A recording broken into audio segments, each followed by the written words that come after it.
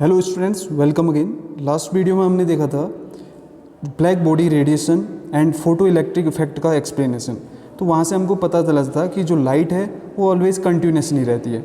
Light जो है discontinuous form में भी रहती है, जो कि हमने प्लांक की क्वांटम थ्योरी से एक्सप्लेन किया था। हमने बोला जो लाइट है वो एनर्जी के पैकेट्स के फॉर्म में आती है, जिन पैकेट्स को हमने क्या बोला था, क्वांटा बोला था। अगर वो लाइट से आ रही है, ठीक है, सनलाइट से अगर वो क्वांटा आ रहा है तो उसे हमने क्या बोला था, फोटोन बोला था।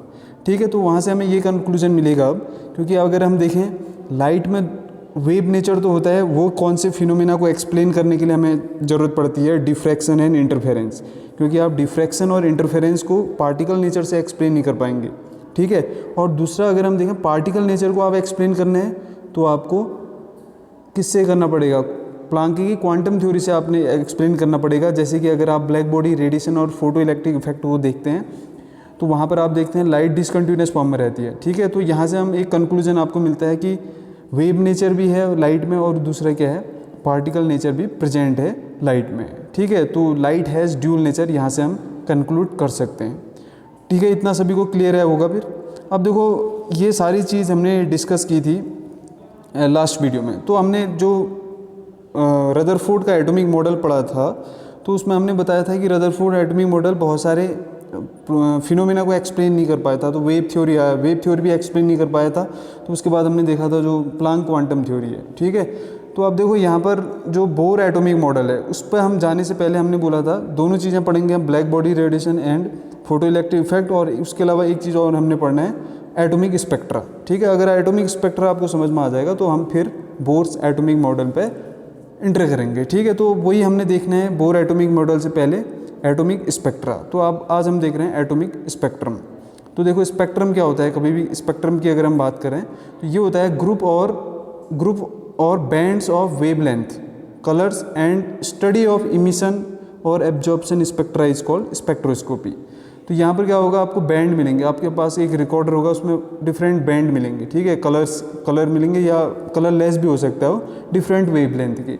तो इसको हम बोल देंगे स्पेक्ट्रा। और जो सारा का सारा स्पेक्ट्रा की जो स्टडी करते हैं वो किस ब्रांच के अंदर करते हैं हम, स्पेक्ट्रोस्कोपी के अंदर। और देखो स्पेक्ट्रम भी दो टाइप के होते हैं। यहाँ पर आपके पास इमिशन स्पेक्ट्रम, दूसरा होता है एब्जॉर्प्शन स्पेक्ट्रम।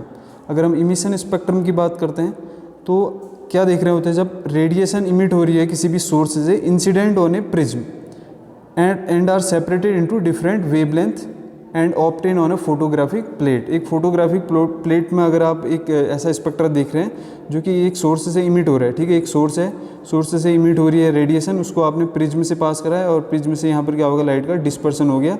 तो यहाँ पर आप फोटोग्राफिक प्लेट में जो स्पेक्ट्रम देखेंगे उसे हम क्या बोलेंगे, इमिशन स्पेक्ट्रम। तो यहाँ पर आपको डायग्राम से दिख रहा है। ठीक है, यहाँ पर आप देख रहे हैं लाइट सोर्स है, और इसको आपने एक सिंगल लाइन में लेके आए। ठीक है, मोनोक्रोमेटिक आपने इसको बनाया। अब उसके बाद आप क्या करेंगे, मोनोक्रोमेटिक नहीं होगा, इसमें तो डिफरेंट कलर है ना। तो आपने इसको क्या है, सिंगल स्लिट में लेके आए, ताकि बहुत ज़्यादा एक जगह से क्या हो, ज़्यादा जगह से डिस्पर्सन ना हो, एक ही पॉइंट से डिस्पर्सन हो। ठीक है, मोनोक्रोमेटिक नहीं बोलेंगे इसको, आप सिंगल बीम बनाओगे, जिससे कि आपको जो ऑब्जर्वेशन है वो क्लियर मिले। तो आप देख रहे हैं प्रिज्म से पास कराने के बाद इस लाइट का क्या हो गया, डिस्पर्सन हो गया, और ये जो लाइट है इसको आपने फोटोग्राफिक प्लेट में ऑब्टेन कर लिया। ठीक है, तो जैसे आप देखते हैं जो 7 कलर होते हैं लाइट में, वीबग्योर, ठीक है, वो आपको मिल जाएंगे। देखो ये जो स्पेक्ट्रम है ये कंटिन्यूस स्पेक्ट्रम है, क्योंकि आप इमिशन स्पेक्ट्रम देखते हैं तो ये भी दो टाइप के होते हैं। ठीक है, एक होता है कंटिन्यूस इमिशन स्पेक्ट्रम। कंटिन्यूस में क्या होगा, गैप नहीं होगा, जो वेरियस वेवलेंथ्स हैं उनके बीच में कोई गैप नहीं होगा। आप देख रहे हैं यहाँ पर कोई गैप दिख रहा है, यहाँ पर कोई गैप नहीं दिख रहा, मर्ज होंगे, आपको एक बाउंड्री लाइन नहीं दिखेगी दो डिफरेंट कलर के बीच में, सेपरेट कोई बाउंड्री लाइन क्लियर आपको दिखती नहीं है। तो ऐसे टाइप के स्पेक्ट्रम को बोलते हैं कंटिन्यूस इमिशन स्पेक्ट्रम।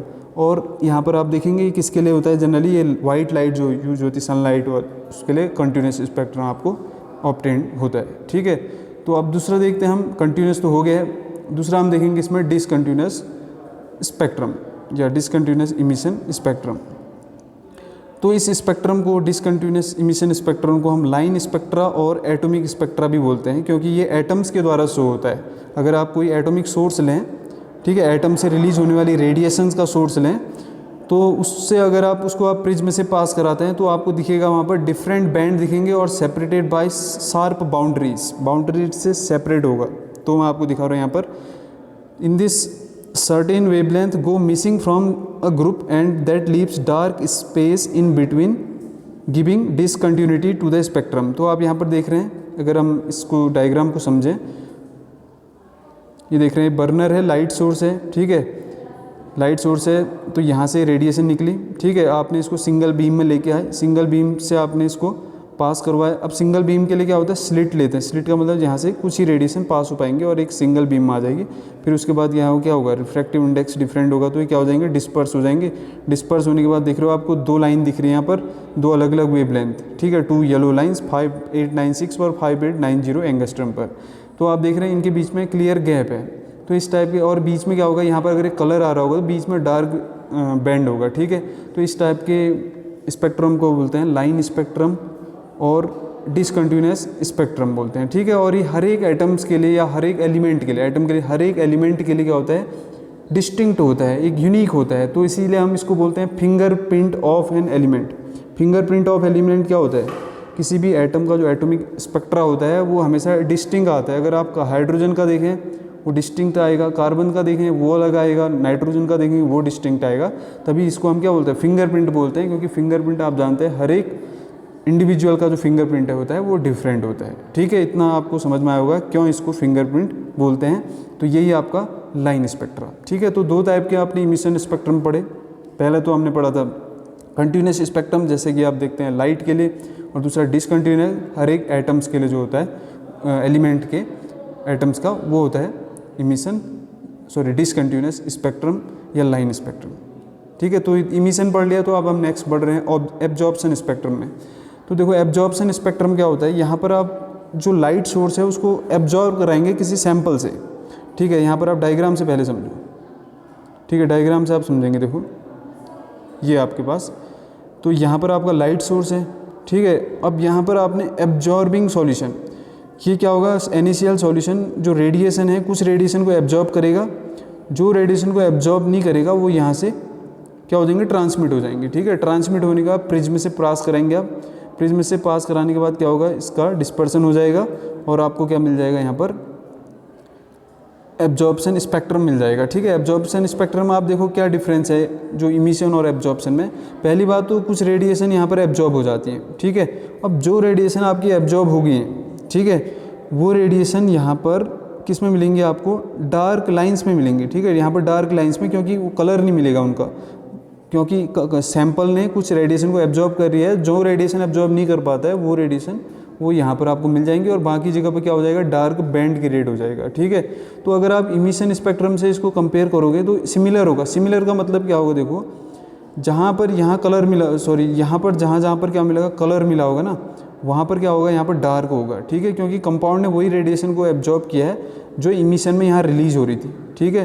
तो कंपाउंड ने वही रेडिएशन को एब्जॉर्ब किया है जो इमिशन में यहाँ रिलीज हो रही, तो जहाँ तो एब्जॉर्प्शन में वो एब्जॉर्ब होगी तो वहाँ पर क्या मिल जाएगा, डार्क लाइंस मिल जाएंगे, ठीक है। तो इस तरीके से आप इमिशन और एब्जॉर्प्शन स्पेक्ट्रम को अगर कंपेयर करोगे तो आपको सिमिलैरिटी दिखेगी। बस क्या होगा, जहाँ पर इमिशन में कलर होगा वहाँ पर क्या होगा, एब्जॉर्प्शन में डार्क लाइंस होंगी, क्योंकि उस रेडिएशन को एब्जॉर्ब कर लिया सैंपल ने, ठीक है। तो इसे हम बोलते हैं एब्जॉर्प्शन स्पेक्ट्रम, ठीक है। तो दोनों आपको समझ में आएंगे, emission spectrum and absorption spectrum, इन दोनों को आप नोट करेंगे कॉपी में, ठीक है, ढंग से फेयर कॉपी में डायग्राम के साथ। तो नेक्स्ट हम वीडियो में हम पढ़ेंगे आप बोर्स एटॉमिक मॉडल, ठीक है। बोर्स एटॉमिक मॉडल की ज़रूरत क्यों पड़ी, क्या क्या एक्सप्लेनेशन उसने दिए, वो सारा हम अगली वीडियो में डिस्कस करेंगे। Till then thank you for watching, God bless you all.